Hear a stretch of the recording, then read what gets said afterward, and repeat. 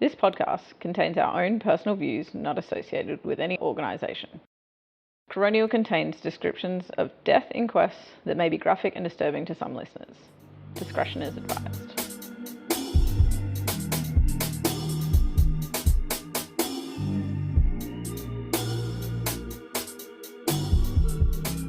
All right, everyone, welcome back to Coronial. I'm Georgie. I'm Emma. And I'm Alice. Happy Easter to all of those who celebrate. Hope you've managed to have an enjoyable long weekend and rest and relax. And eat some chocolate and some hot cross buns and other delicious things. We did a lot of relaxing. That's why today's episode is a little delayed. All right, today I'm going to be telling you guys about the death of Mr. Christopher Walton, who was 54 years at the time of his death on the 23rd of December 2012. He died on James Street, which is a wide one-way street in Burleigh Heads, which is a suburb of the Gold Coast in Queensland.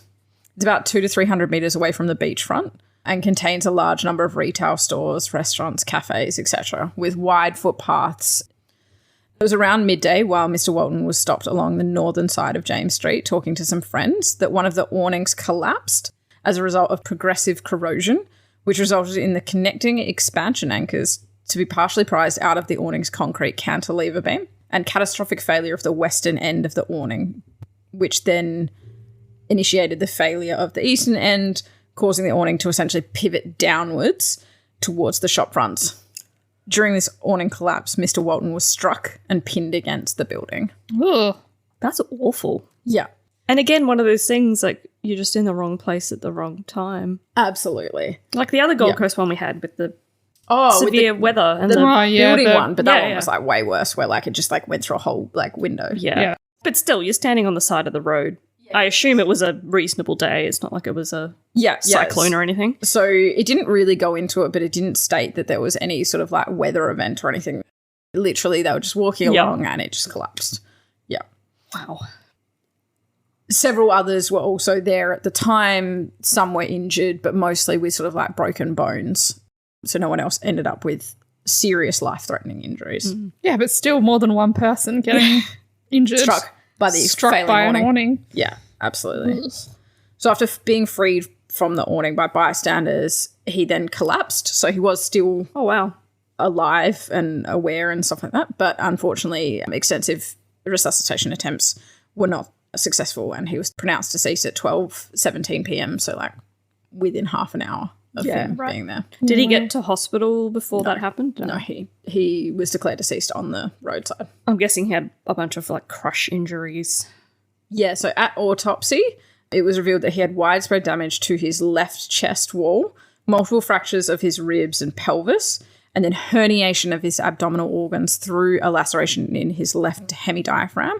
And significant hemorrhage around this area. So essentially, he was crushed so much that his abdominal organs pushed into his chest cavity. And that's not particularly great for your heart continuing to or breathing. Your lungs continuing to expand. Yeah.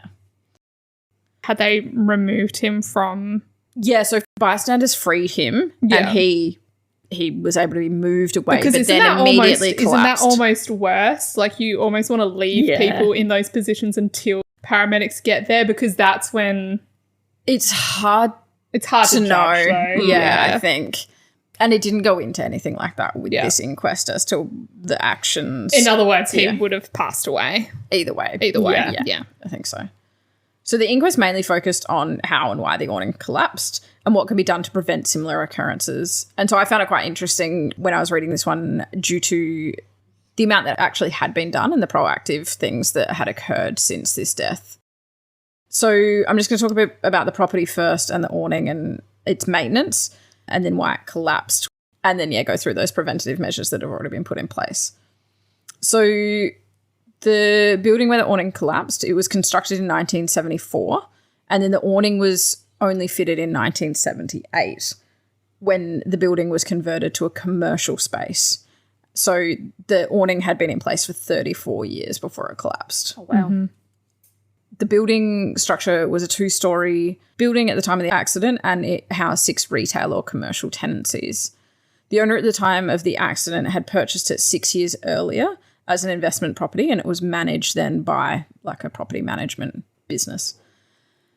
At the time of the 2006 sale, a visual, structural and pest inspection report found the property to be in a fair condition compared to buildings of similar age, which I feel like is just such a basic standard thing that is reported for like all buildings. Yeah. Where you're like, It's not fine. clearly falling down. Yeah, it's not dilapidated, but we can't really tell you much more than that. Yeah. During the period of this ownership, so only the 6 years prior to the awning collapsing, maintenance was carried out by a self-employed general maintenance contractor. And at the inquest, he stated that this had just sort of involved minor repairs, like changing light bulbs, repainting walls, fixing leaky taps, etc. But it did come up that he had done some repairs for a number of leakages around the property that had been reported by the tenants between 2010 and 2012.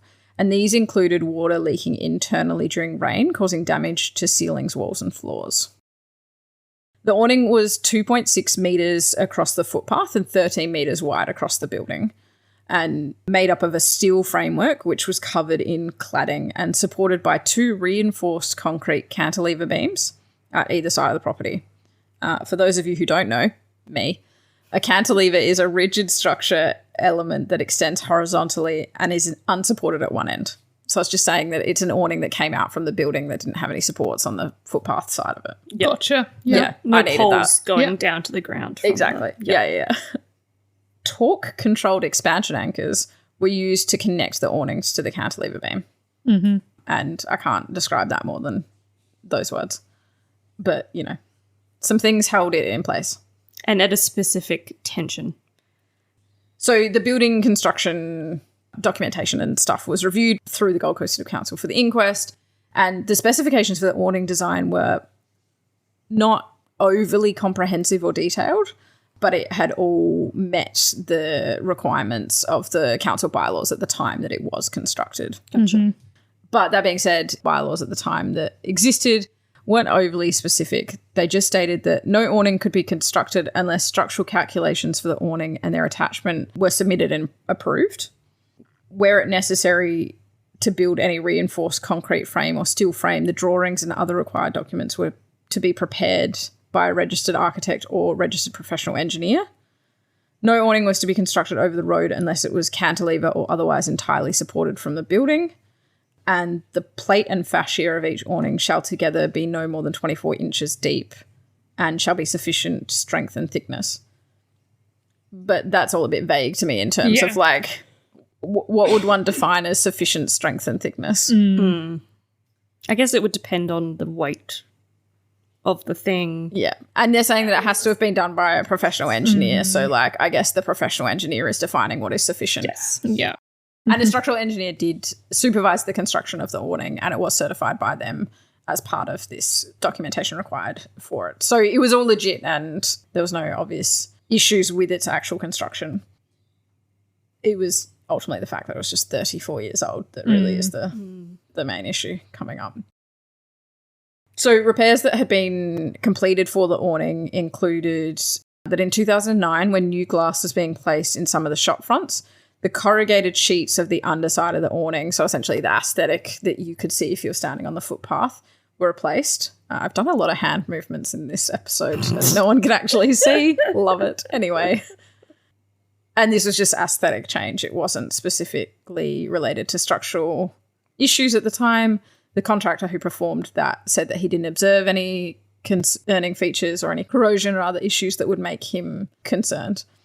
Was there a difference in the weight of the thing they were taking off and the thing they were putting on? Yeah, so photographs taken of the awning following the collapse seem to suggest that a large portion of the original corrugated metal sheeting was still in place and just been covered by the new material. So it's adding weight to it. Yeah.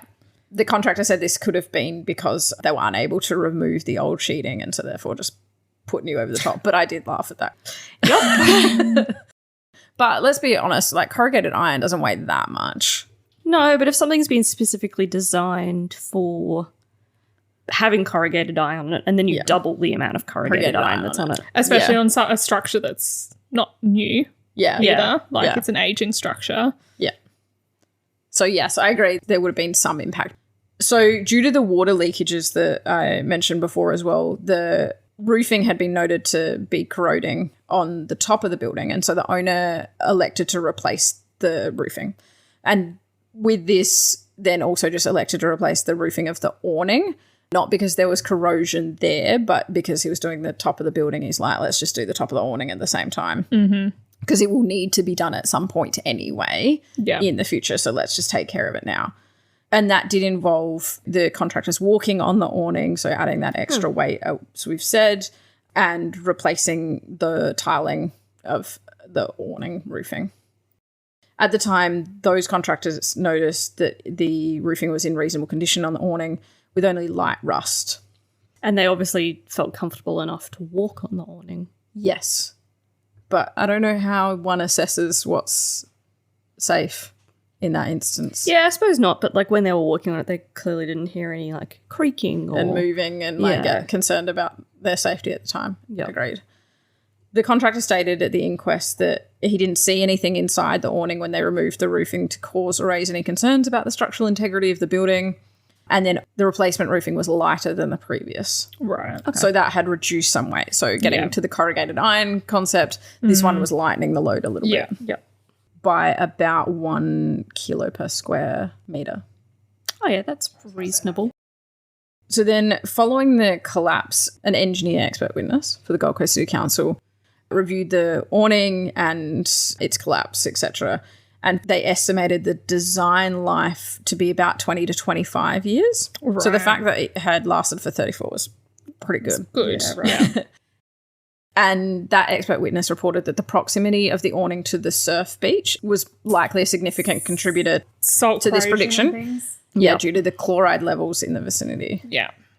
Following the collapse, the Queensland Police and Workplace Health and Safety Queensland also conducted a review, and their expert witness, who was also an engineer, found that the awning collapse was likely as a result of progressive corrosion of the beam end and packing plates, which resulted in the expansion anchors to be partially prized out of the cantilever beam. So basically there were plates where the expansion anchors went through for the connection, and because they were rusting, they were essentially getting wider and therefore prizing the anchors out of pulling that out of the building wall. Yeah, where essentially. they were attached. Yeah. And look, only by a maximum of 7 millimeters, but that allegedly is still enough to, have a significant impact on the way that they would have been holding the load. Mm-hmm. There was also a crack in the western end of the concrete cantilever. So again, another thing that was reducing the load that it could hold. Mm-hmm. And they predicted that this was probably due to time and as well as loads such as the people walking on the roof when they were replacing it. Weather. Wind conditions as well that would have contributed to those things. Especially being near the sea. Yeah. It's going to be windier. So then also inadequate embedment depth of the expansion anchors. So at the western end, immediately prior to the incident, they predicted that they actually were not extended into the core field concrete, that they'd essentially been prized out completely. Oh, wow. So it was literally hanging by a thread. Pretty much. Yeah. And they felt that this was because they hadn't initially been extended far enough in when they were first placed. Right. So they should have extended at least 55 millimetres into the core field concrete, but found that at the eastern end, it only extended 17 millimetre into the concrete, and at the western end, barely at all. The expert witness suggested that the use of through bolts would have been a superior option and improved safety and long-term life of the cantilever beams and awning system. I assume they would have been available at the time that it was constructed. Well, yeah, they didn't mention that, but one would assume that if they were suggesting that, then it had to have been something that was available at the time of construction. I'm assuming it's, not fairly sophisticated technology. Through bolts. I'm sure they're just a bolt that just goes through. That extends longer than the expansion anchor. Yeah, exactly. So I'm assuming that, they would have existed in the 70s. And then they probably should have used expansion anchors that were constructed from material that adequately resisted corrosion. Mm-hmm. But this engineer did specify that the corrosion probably wasn't cause of the collapse, but that this corrosion would have eventually also led to the failure of the awning system.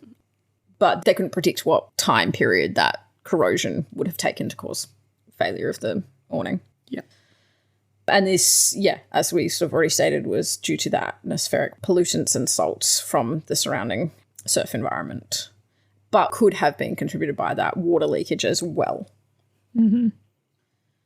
So the expert witness from the Workplace Health and Safety Queensland recommended that other awnings with similar support systems be inspected as a matter of urgency to determine that the connections preventing awnings from collapsing are structurally adequate. Yeah, I wonder if there was a number of like similar awnings along that street or just in the vicinity that were built around the same time as well. I can tell you that there were like 500 or something. Yeah, okay. Wow. It actually looks like closer to 600 awnings within the Gold Coast City Council. Wow. Weren't Built around at the same time, or that's the total number of awnings, and not necessarily all of them were near surf either, but that were a number of awnings of similar concepts, so overhanging without extra supports. And yeah, I'd assume some of them would be quite aged as well. So yeah, so definitely there were 72 that were of similar that they inspected. Yeah. That would have been potentially either similar age or similar construction or something like that. Or in a similar area. Yeah. Exposed to similar elements. Yeah. So a reasonable number. Yeah, that's high enough to be raising some concern. They suggested the inspection include the removal of the roof sheeting on top or decorative sheeting underneath so that all connections could be clearly observed, as this was unlikely to have previously occurred because of how hard it was to do. Mm-hmm. They also recommended that the use of expansion anchors in critical and concealed locations be identified, and the awning should be modified so that the potential hazard is suitably controlled if those types of anchors are identified. Mm-hmm.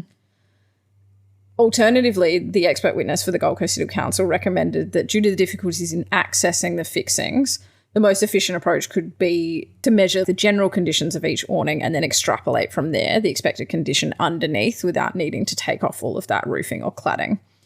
And then following this, more direct methods of assessment could occur, such as using there's telescopic cameras and stuff like that, where you only have to cut out a portion and then look inside without needing to remove all this, and that would be the smarter way of doing things, which I think I agree with. Yes. So as I said, the bit that I found interesting was that then the Gold Coast City Council did in fact start conducting inspections of awnings in the area, and that they were quite proactive around this. So they initially concentrated on shop awnings located close to coastal areas or more than 20 years in age, and there were a total of 72. Mm-hmm. And they were then inspected using that less invasive way from ground level with no additional access, and then extrapolating.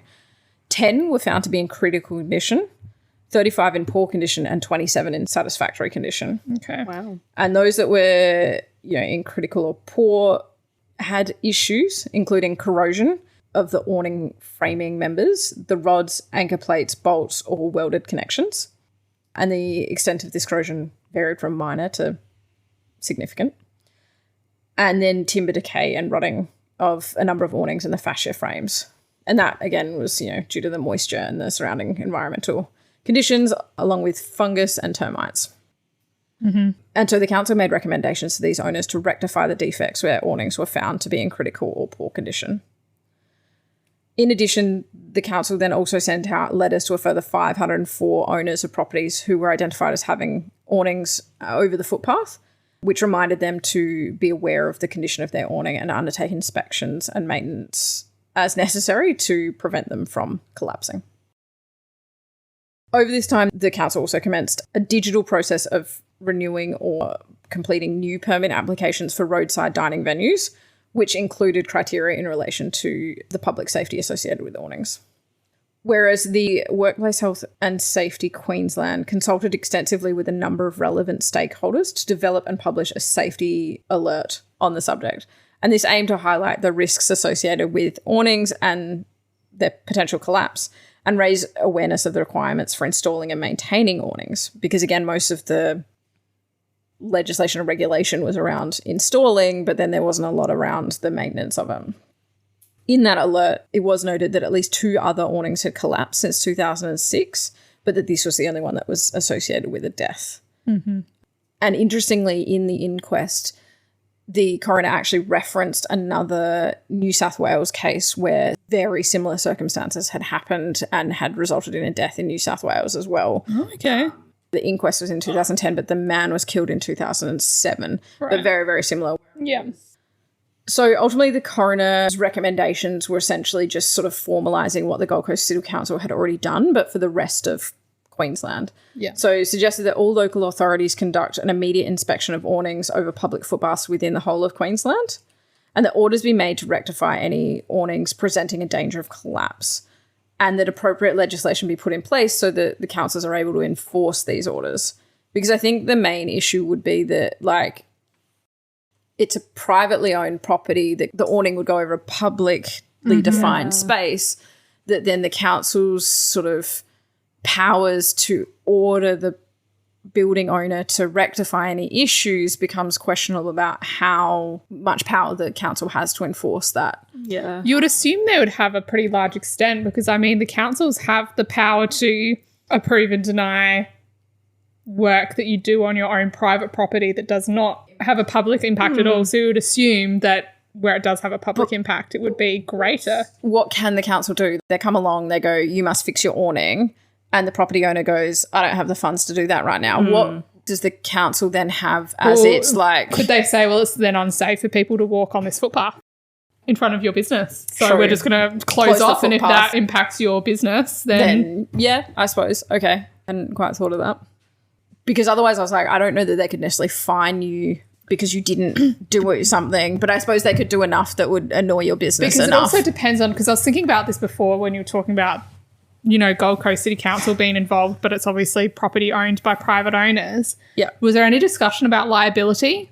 Like, who is ultimately responsible for this death? Was it the original construction company, the company that redid it? Was it the Gold Coast City Council? Probably not. But he was walking on a public footpath, or was it the owner? It didn't go into much detail at all, other than it wasn't the current owner's responsibility because he had done what he thought was suitable in terms of maintenance. You know, he'd had a contractor doing general maintenance around the property. He'd had the roofing replaced. He had been attempting to maintain it in a way that he thought was necessary and appropriate. He had made all the reasonable steps. Yeah. And there was no technical failures in the way that it was constructed, in the sense that it met all of the bylaws at the time.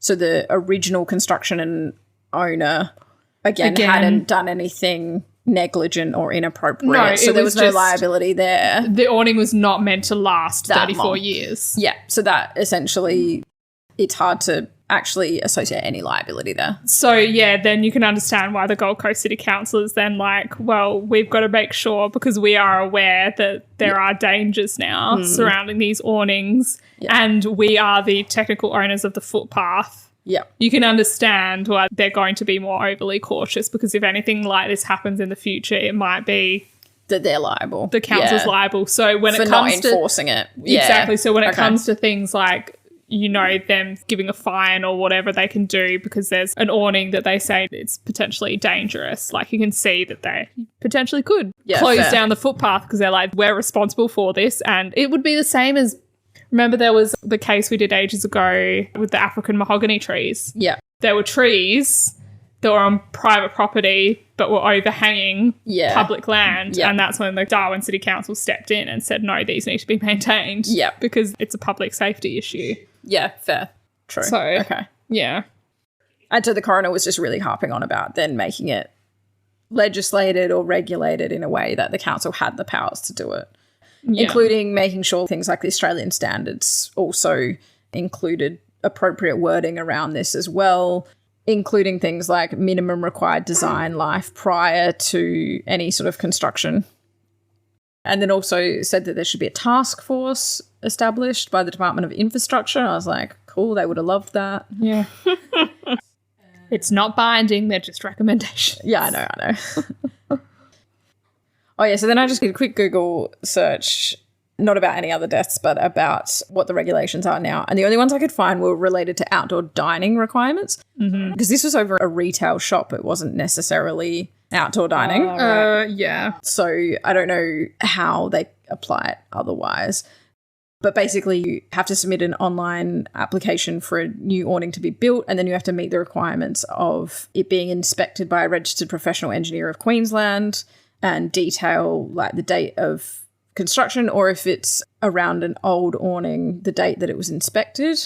And then the engineer has to provide their opinion on the structural adequacy and the condition of the awning and that it's structurally adequate, essentially, and certify that.